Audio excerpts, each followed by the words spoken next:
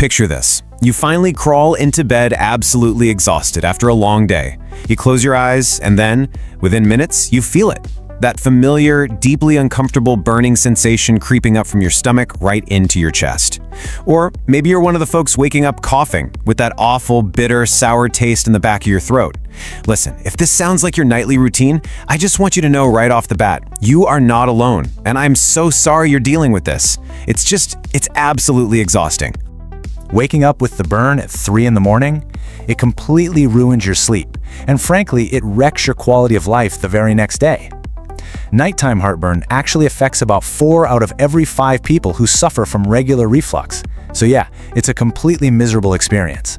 But here's what most people really don't realize. This isn't just some vague illness, and it's certainly not simply a disease of having too much acid. Okay, let's dive into this.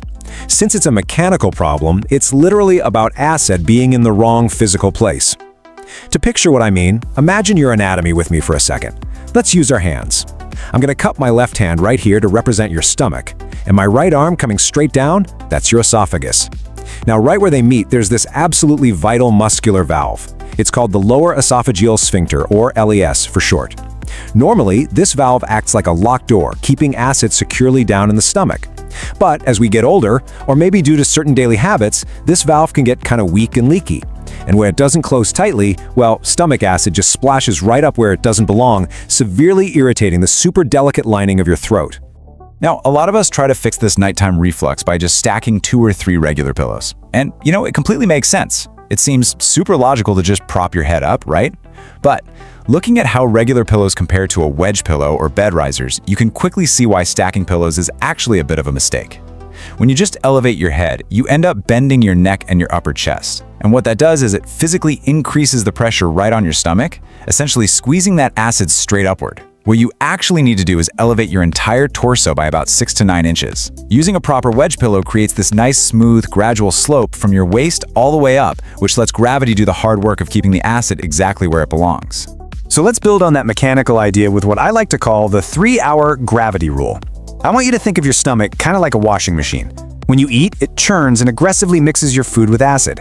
And it takes roughly 2 to 4 hours for that biological washing machine to completely empty out. If you go and lie flat while it's still full and vigorously churning, well, gravity is completely taken out of the equation. Lying down with a full stomach basically guarantees an acid spill right over that weakened valve we just talked about. So an absolutely massive step toward finding some real relief is just to stop eating at least 3 full hours before your head hits that pillow. Now here is another incredible little anatomical hack. Your stomach isn't just a perfectly symmetrical straight down tube. It's actually curved, and it sits kind of over on the left side of your abdomen. So let's use our hands to visualize this again. Because your esophagus enters the stomach slightly off-center, sleeping on your right side actually forces your stomach to physically sit above the esophagus. And when that happens, gravity just pours that acid pool directly onto that highly vulnerable valve. But rolling over to your left side, that changes the game entirely. The left side sleeping trick literally drops the stomach below the esophagus. The acid safely pools at the very bottom of that natural curve, far, far away from the valve. It's such a simple, brilliant little trick to just outsmart the burn. We really have to look out for those sneaky items that chemically relax that essential sphincter valve. For example, peppermint tea. It seems totally illogical to reach for a hot cup of peppermint tea before bed, right? We all know it as this wonderful natural home remedy to soothe an upset stomach. But here's the catch. Unfortunately, while peppermint definitely soothes digestion, it also acts as a potent natural muscle relaxant. And yes, that includes our lower esophageal sphincter. So it literally pops that LES valve wide open, just letting stomach acid escape straight up into your esophagus. Crazy, right? And peppermint definitely isn't the only culprit out there. So the crucial point here is to audit and really limit these specific late-night triggers to keep your valve tight.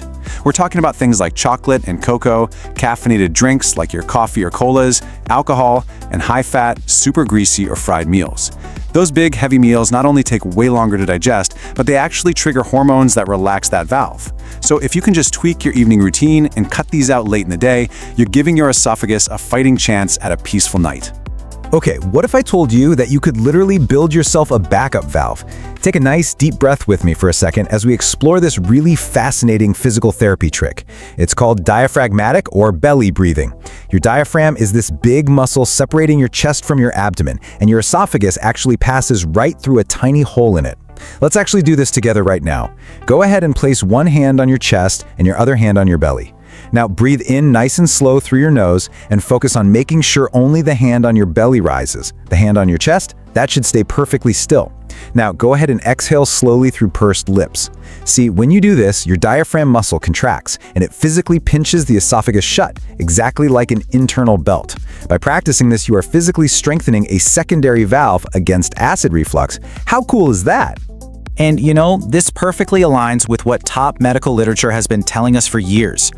Gastrointestinal research consistently shows that non-pharmacologic lifestyle methods, basically these exact mechanical strategies we've been going over, are highly effective. They really are our absolute first line of defense against the burn, empowering you to actually control your symptoms naturally. Because look, while these natural tips are undeniably powerful, we always have to prioritize safety. Stomach acid is incredibly corrosive. If you're experiencing any of these red flag alarm symptoms, it is absolutely time to check in with your doctor. We're looking out for things like heartburn that just flat out will not go away, any trouble or sharp pain when you swallow, heartburn that's actually making you vomit, or having persistent symptoms even after you've been taking antacids for 2 solid weeks. Oh, an unexplained weight loss? That is a major red flag too. Because left untreated, chronic GERD can lead to permanent scarring, strictures, or a pretty serious condition called Barrett's esophagus, all of which absolutely require a specialist's care. And this brilliantly illustrates exactly why ignoring chronic, everyday pain is so dangerous. Dr. Gary Gitnick over at UCLA states it pretty plainly. Left untreated, chronic acid reflux can severely scar and narrow your esophagus, and at its absolute worst, it can even develop into esophageal cancer. So, a good gastroenterologist is an absolutely essential partner if you're dealing with persistent stubborn issues. They can step in with advanced medications or even structural procedures to just ensure your long-term safety. But for the vast majority of us who are just suffering from that occasional super annoying nighttime fire, real relief is absolutely within your control. Managing acid reflux is really about working with your anatomy, using gravity to your advantage, and just making smart, targeted mechanical choices. So what do you think? Are you ready to outsmart the burn tonight by just slightly changing how you breathe and how you lie down? Seriously, give that left side trick a try tonight. Practice a little belly breathing and take your sleep back. Thanks so much for joining me for this explainer. Sleep well. Thank you for your time. Subscribe for more health education.